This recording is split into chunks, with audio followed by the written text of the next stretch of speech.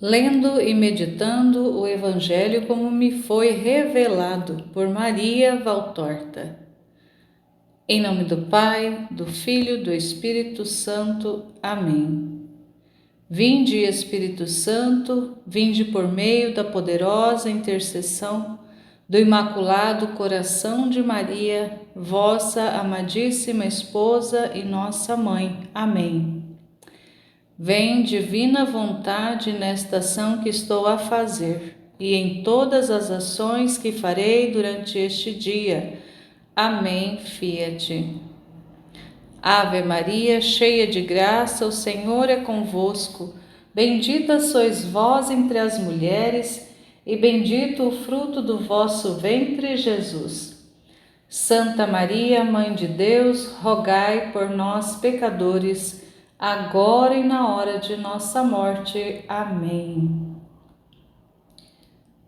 É com grande alegria que retomo a leitura e a meditação do Evangelho como me foi revelado da Maria Valtorta, trilhando o volume 1, bem no começo mesmo, hoje a partir do capítulo 49.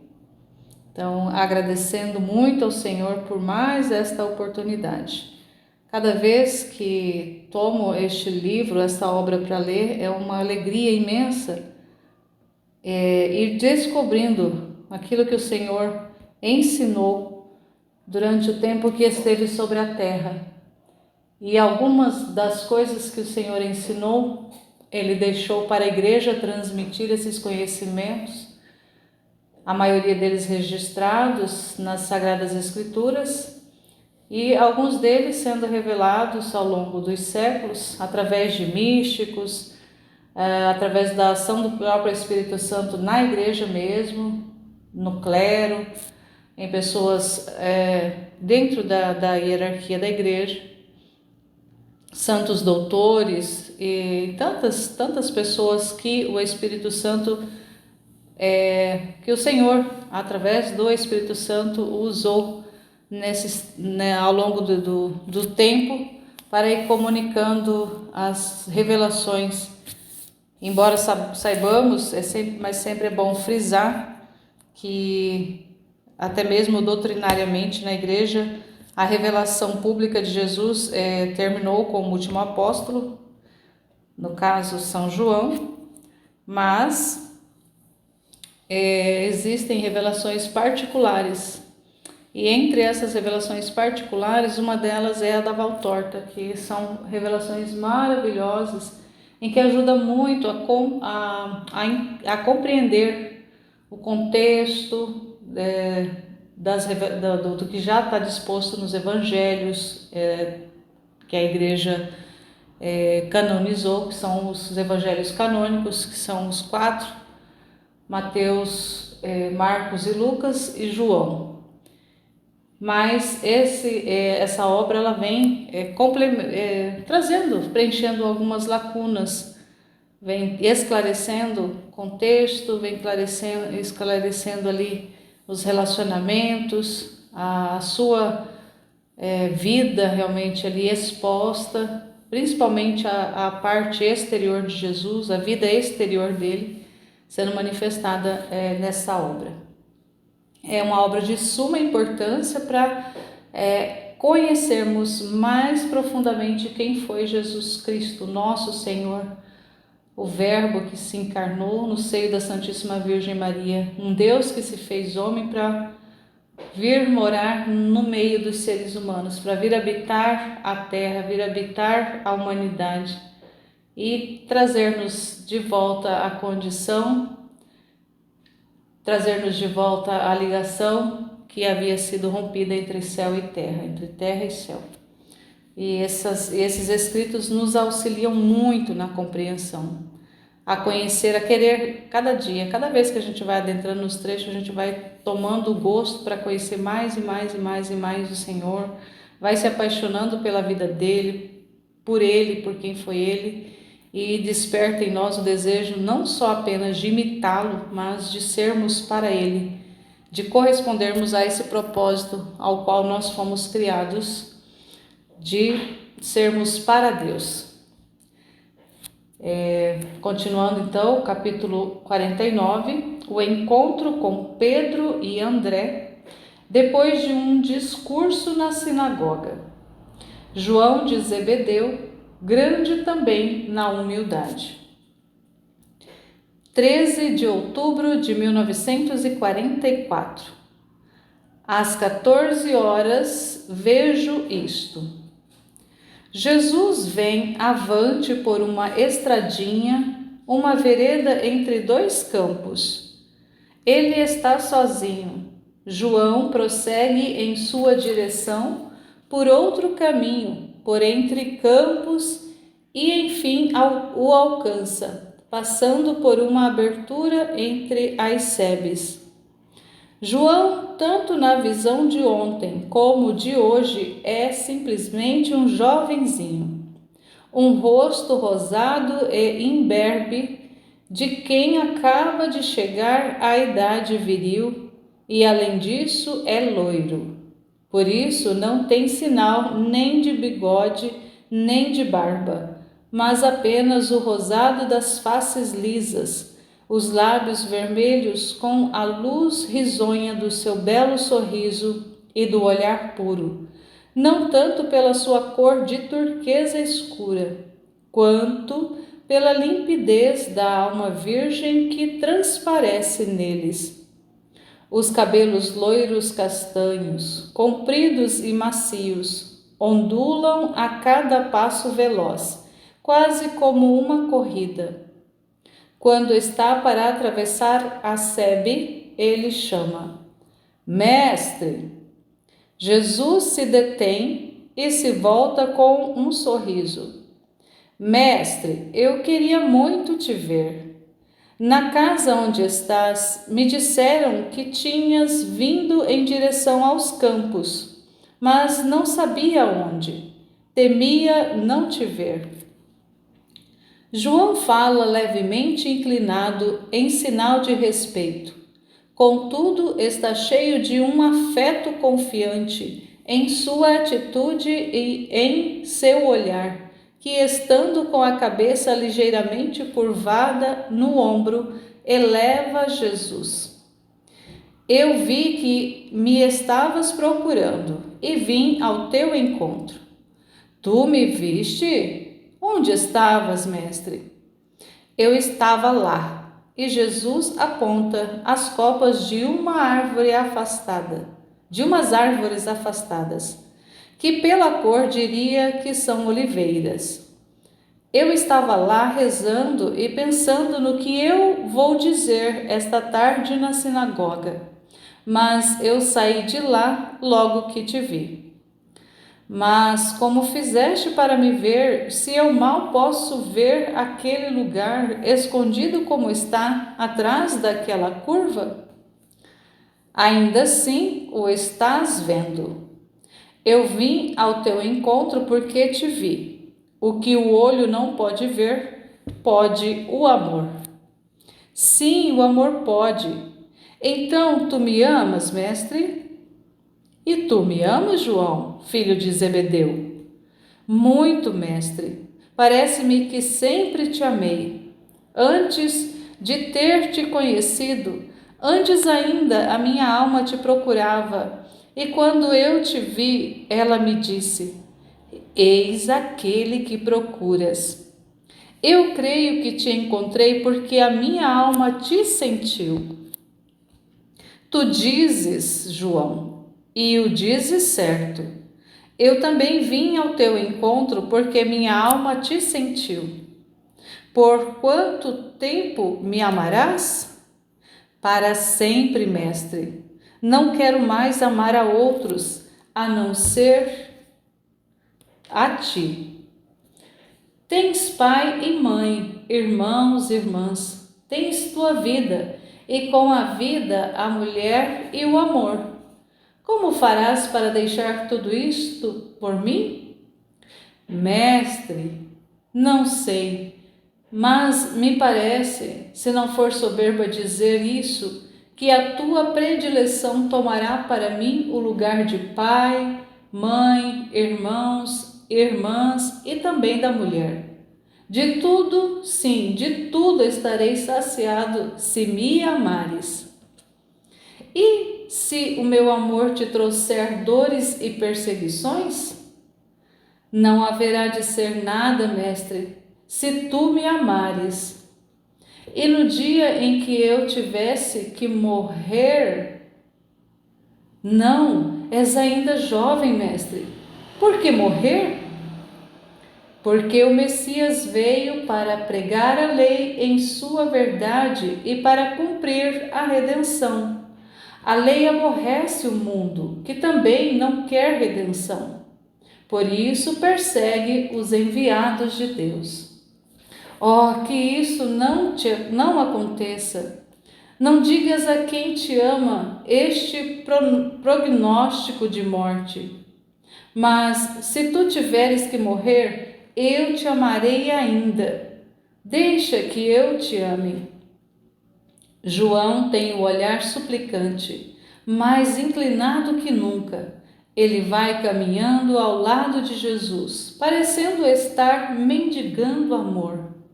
Jesus para, olha para ele, traspassa-o com o olhar de seus olhos profundos e depois depõe a mão sobre a cabeça inclinada. Quero que tu me ames, ó Mestre. João está feliz, ainda que seus olhos estejam brilhando pelas lágrimas, ele está sorrindo, com sua boca jovem e bem desenhada. Pegando a mão divina, beija-a nas costas e a aperta junto ao coração. Depois eles retomam o caminho. Disseste que me estavas procurando. Sim, para dizer-te que os meus amigos querem te conhecer. E também porque eu sentia vontade de estar contigo de novo.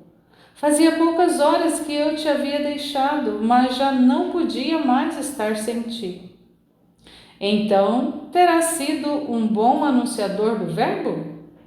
Tiago também, mestre, falou de ti de maneira convincente, de maneira que até aquele que desconfiava nem é culpado, porque a prudência era a causa da sua reserva. Também se persuadiu. Vamos agora fazê-lo ficar completamente convencido. Ele estava com um pouco de medo. Não, medo de mim não. Eu vim para os bons e mais ainda para quem está no erro. Eu quero salvar, não condenar. Com os honestos serei todo misericórdia. E com os pecadores? Também, por desonestos, eu entendo aqueles que têm a desonestidade espiritual e hipocritamente se fingem bons, enquanto fazem obras más. Fazem tais obras de tal modo para o seu próprio proveito e para se aproveitarem do próximo. Com esses eu serei severo. Então Simão pode estar seguro, é sincero como nenhum outro. Assim me agrada e quero que sejais todos. Simão quer dizer-te muitas coisas. Eu o ouvirei depois que tiver falado na sinagoga. Mandai avisar os pobres e os doentes, além dos ricos e os sadios. Todos precisam da boa nova. O povoado está próximo. Alguns meninos brincam na estrada e um deles, correndo, vem chocar-se contra as pernas de Jesus e teria caído se ele não o segurasse com presteza. O menino chora, mesmo assim, como se tivesse se machucado. Mas Jesus, tomando-o nos braços, diz: Um israelita que chora? Que deveriam fazer os milhares e milhares de crianças que se tornam homens, atravessando o deserto atrás de Moisés? Contudo, foi mais para eles do que para os outros Justamente para estes é que fez descer o maná tão doce, porque o Altíssimo ama os inocentes e provê o necessário a estes anjinhos da terra. E estes passarinhos sem asas, como faz com os pássaros da mata e dos telhados. Gostas de mel? Sim? Pois bem, se fores bom, comerás de um mel mais doce do que aquele das tuas abelhas. Onde? Quando? Quando, depois de uma vida de felicidade a Deus, fidelidade a Deus, fores para Ele. Eu sei que não irei para lá enquanto não vier o Messias. Minha mãe me diz que, por ora, nós de Israel somos todos como Moisés e morremos, vendo de longe a terra prometida. Ela diz que estamos ali, à espera de podermos entrar, e que só o Messias nos fará entrar. Mas que pequeno israelita esperto! Pois bem, eu te digo que quando morreres estarás logo no paraíso, porque o Messias já terá aberto as portas do céu. Mas precisas ser bom. Mamãe, mamãe! O menino escorrega dos braços de Jesus e corre ao encontro de uma jovem esposa, que regressa com uma ânfora de cobre. Mamãe, o novo rabi me disse que eu irei logo para o paraíso quando eu morrer e que vou comer muito mel. Mas se eu for bom, eu vou ser bom. Queira Deus. Desculpa, mestre, se ele te aborreceu. É muito levado. A inocência não causa aborrecimento, mulher. Deus te abençoe, porque és uma mãe que educa os filhos no conhecimento da lei. A mulher fica toda vermelha diante do elogio e responde: a bênção de Deus também para ti, e desaparece com o seu pequeno. As crianças te agradam, mestre? Sim, porque são puras, sinceras e amorosas. Tens sobrinhos, mestre? Eu só tenho minha mãe, mas nela está a pureza, a sinceridade, o amor dos pequeninos mais santos, junto à sabedoria, justiça e fortaleza dos adultos. Eu tenho tudo em minha mãe, João. E tu a deixaste? Deus está acima até da mais santa das mães. Eu irei conhecê-la? Sim, tu a conhecerás. E ela me amará? Sim, te amará, porque ela ama a quem ama a seu Jesus. Então não tens irmãos?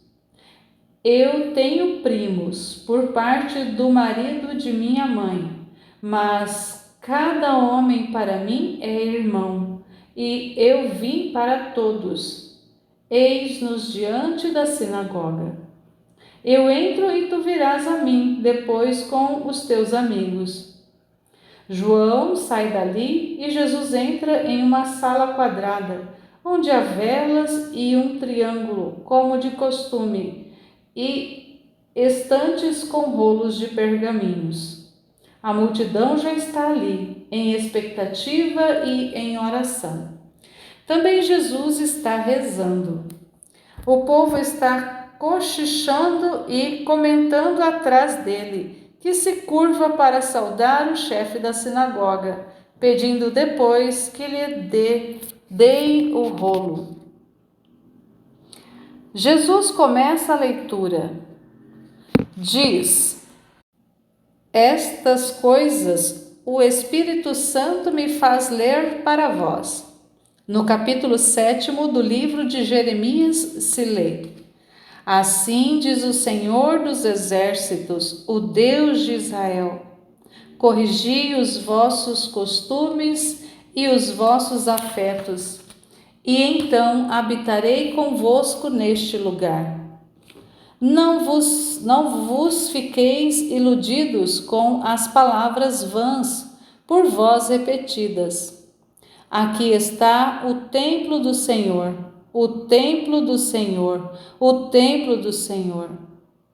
Porque se melhorardes os vossos costumes e os vossos afetos, se fizerdes justiça entre o homem e o seu próximo, se não oprimires o estrangeiro, o órfão e a viúva, se não derramardes neste lugar sangue inocente, se não fordes atrás dos estrangeiros para a vossa desventura, então eu habitarei convosco neste lugar, na terra que eu dei a vossos pais por séculos e séculos. Ouvi, ó voz de Israel, eis que eu venho esclarecer-vos sobre as palavras de luz que a vossa alma ofuscada não sabe mais ver e compreender.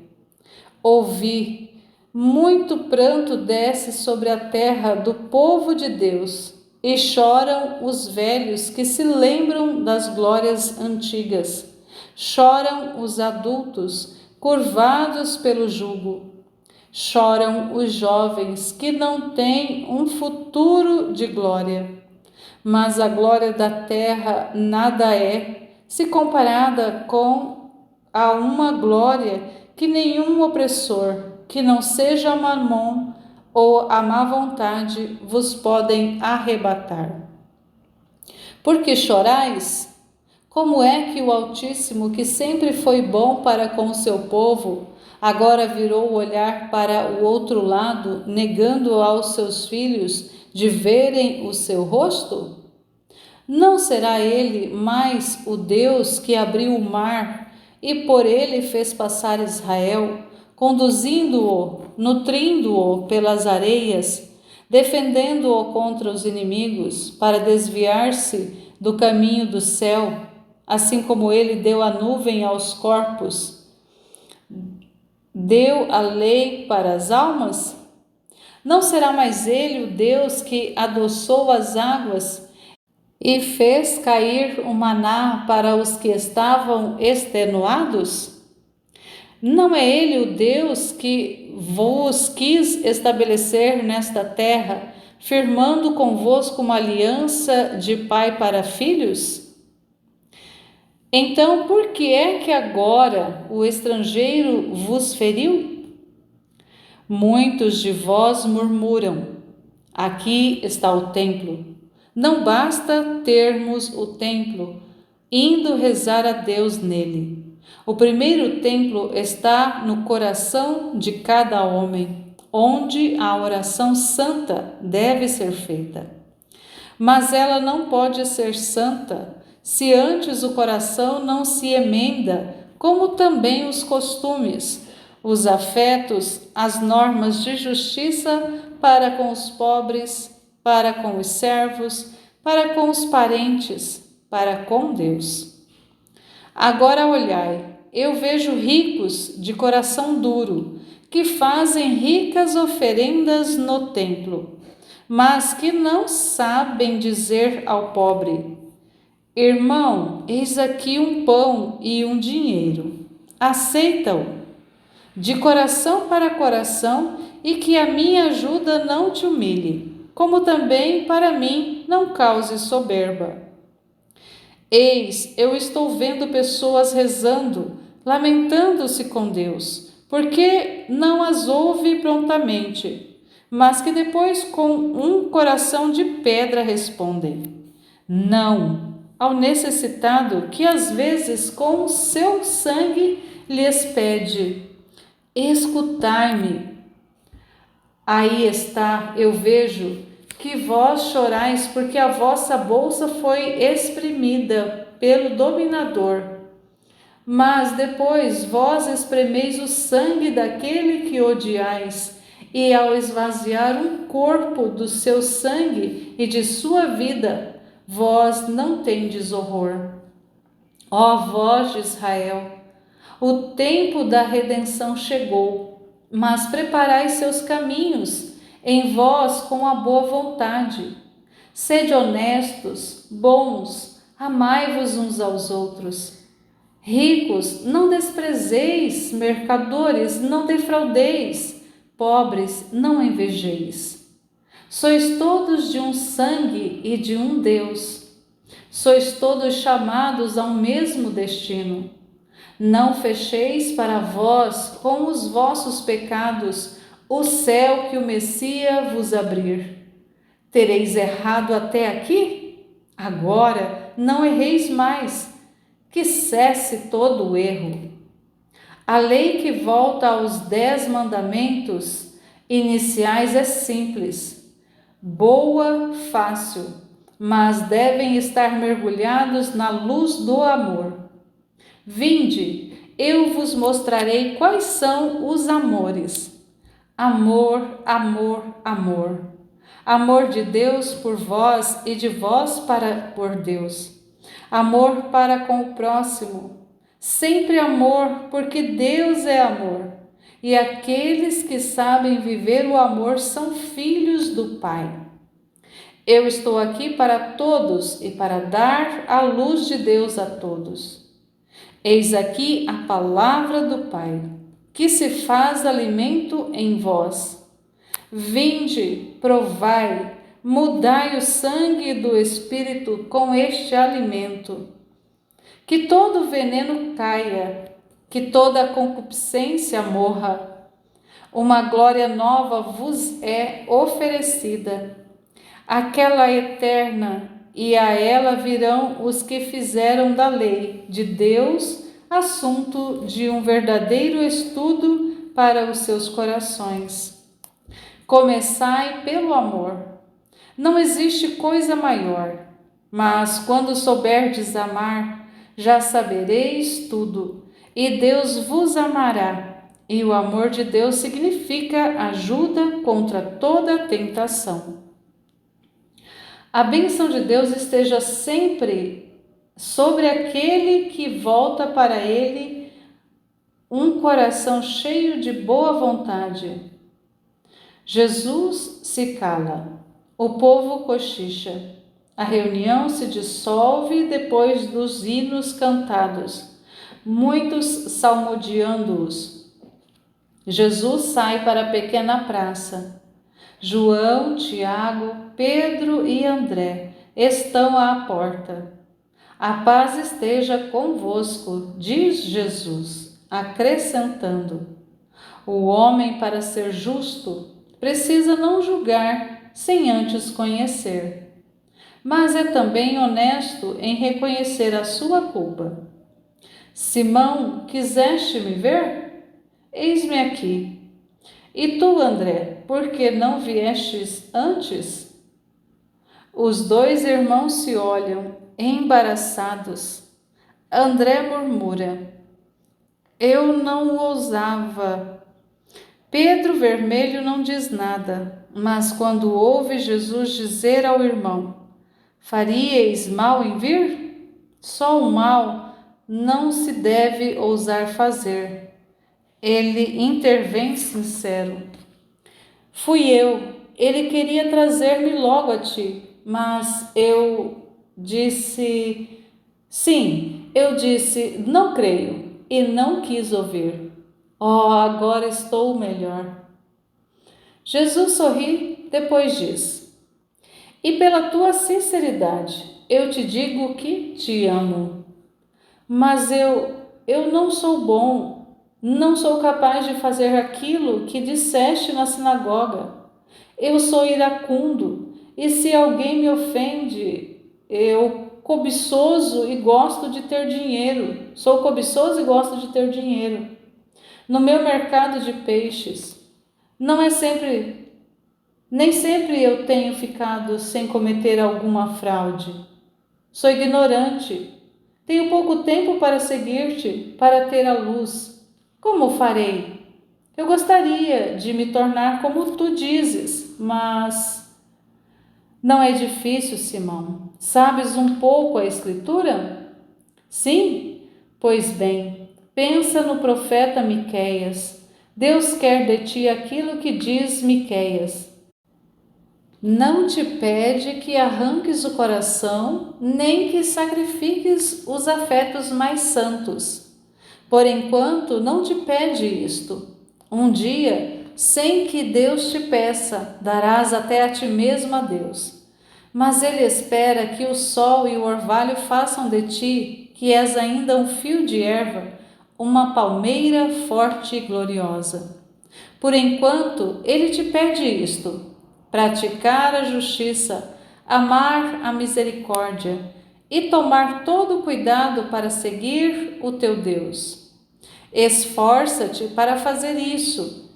O passado de Simão será cancelado e tu te tornarás um homem novo, o amigo de Deus e do seu Cristo. Não serás mais Simão, serás Cefas, pedra firme sobre a qual me apoio. Isto me alegra, isto eu entendo. A lei é assim, eu não sei mais cumpri-la, como fazem os rabinos. Mas isto que tu dizes sim, parece-me que vou conseguir. E tu me ajudarás. Moras aqui? Eu conheço o dono da casa. Eu estou aqui, mas agora irei para Jerusalém e depois pregarei pela Palestina. Vim para isso, mas virei aqui frequentemente. Eu virei ouvir-te ainda. Quero ser teu discípulo. Um pouco de luz entrará na minha cabeça. Sobretudo no coração, Simão, no coração. E tu, André, não dizes nada? Eu ouço, mestre. Meu irmão é tímido, mas se tornará um leão. A noite está chegando. Deus vos abençoe e vos dê uma boa pesca. Ide, paz a ti. E vão embora. Mal saíram, Pedro diz: O que terá ele querido dizer antes, quando falou que eu hei de pescar com outras redes e que farei outras pescas? Por que não lhe perguntaste? Querias dizer tantas coisas e afinal quase não falaste. Eu estava com vergonha. Ele é tão diferente de todos os outros rabinos. Agora vai para Jerusalém. João diz isso com muita saudade e desejo. Eu queria perguntar-lhe se me deixava ir com ele, mas não tive coragem. Vai dizer-lhe isso, rapaz, diz Pedro. Nós o deixamos assim, sem uma palavra de amor, que pelo menos ele saiba que nós o admiramos. Vai, eu falo com teu pai. Posso ir, Tiago? Vai. João vai e volta correndo e jubiloso. Eu disse a ele: Queres-me contigo em Jerusalém? Ele me respondeu: Vem comigo. Amigo, ele me disse: Amanhã a esta hora virei para cá. Em Jerusalém com ele. A visão termina. Como motivo para esta visão, disse-me Jesus esta manhã, 14 de outubro: Quero que tu e todos observeis o comportamento de João. É um lado seu que sempre passa despercebido. Vós o admirais porque ele é puro, amoroso, fiel, mas não notais que foi grande também sua humildade. Ele, artífice da vinda do Pedro a mim, modestamente se cala neste particular. O apóstolo de Pedro, e por isto o primeiro dos meus apóstolos, foi João. O primeiro a reconhecer-me, o primeiro a dirigir-me a palavra, o primeiro a seguir-me, o primeiro a pregar sobre mim. No entanto, estais vendo o que ele diz? Diz assim: André, irmão de Simão Pedro, era um dos dois que tinham ouvido as palavras de João e tinham seguido a Jesus. O primeiro com quem se encontrou foi com o seu irmão Simão, ao qual disse: Encontramos o Messias, e o levou a Jesus. Justo além de bom, ele sabe que André se angustia por ter um caráter fechado e tímido, que gostaria de fazer muitas coisas, mas não consegue. E João quer que o reconhecimento da sua boa vontade chegue a ele, na memória dos pósteros. João quer que André apareça como o primeiro apóstolo de Cristo, junto a Simão, perto do irmão. Não obstante a sua timidez e acanhamento lhe terem dado alguma derrota em seu apostolado.